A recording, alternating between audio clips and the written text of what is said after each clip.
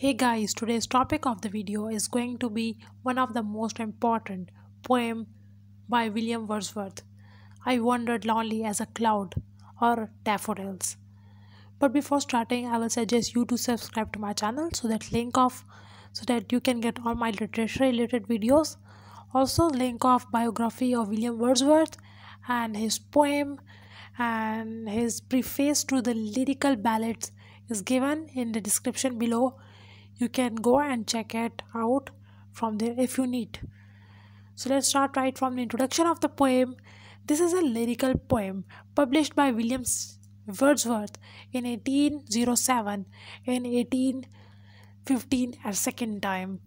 This poem was inspired from true events which he and his sister visited when he and his sister visited a country yard where they saw daffodils. This was a very famous romantic poem of the age of Romanticism. Romanticism was the age which came in strong rejection to enlightenment, and it neglects reason and allows emotion and imaginations. Moving towards the small summary of the poem, once the poet was wandering in, and suddenly he saw daffodils growing beside the lake and under the tree, and were flying, fluttering, and dancing in the wind. These daffodils were 10,000, and the poet saw them in a single glance, and and he was so happy to see them all.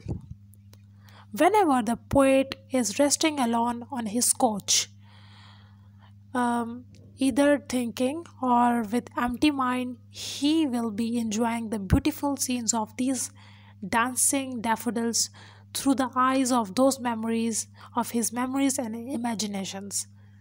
Let's have a look of the poem text.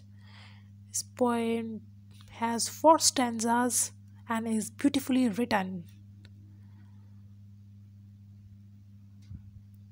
Moving towards the analysis of the stanzas, of all stanzas. Stanza first. I wandered lonely as a crowd that float on high over vales and hills, when all at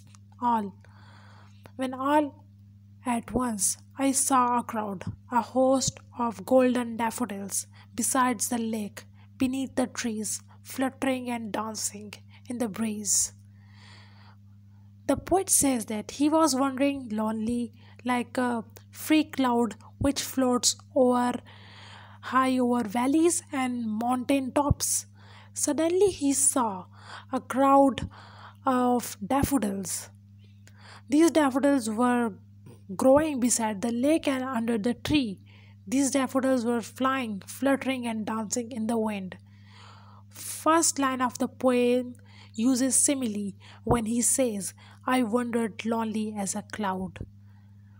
The fourth line, in which a host is personified, and this host means that a crowd of daffodils which is welcoming a sad and lonely person. Because host of the host of crowds of daffodils represent the trait of human being. In sixth line, fluttering and dancing is also personification. These are the qualities of humans, like dancing and fluttering are the qualities of human and are applied on daffodils. In fifth and sixth lines, there is a use of imagery. A person can image the dancing and fluttering daffodils under a tree and beside a lake.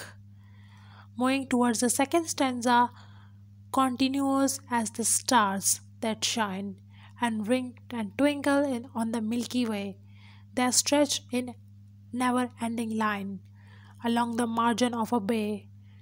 10,000 eyes saw I at glance, tossing their heads in sprightly dance.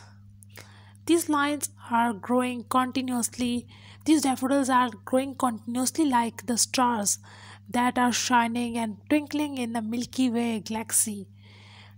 These flowers were growing in a never-ending line along the margin of the lake. The poet says that he saw 10 10,000 daffodil in a single glance, which he finds like moving. They were moving their heads in the wind, like waving. In seventh line, there is a simile, as there are many flowers like stars in the sky, when he says, continuous as the stars that shine. In ninth line, there is a use of hyperbole, as there is such an exaggeration in the quantity of daffodils, when he says they're stretched in the never ending line. In 12th line, there is a use of personification, as the daffodils were moving their heads like humans, when he says, tossing their heads in sprightly dance. Moving towards the third stanza, the waves beside them danced, but they outdid their sparkling waves in glee. A poet could not but agay. In such a jocund company I gazed and I gazed, but little thought what wealth the show to me had brought. Even the waves of the lakes were dancing alongside the daffodils, but the daffodils were surpassing the beauty and charm of these waves.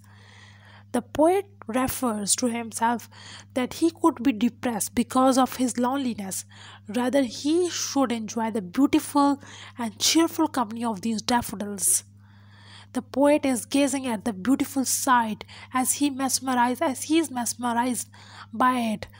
But but he thought a little that this exhibition of beauty has brought well to his eyes.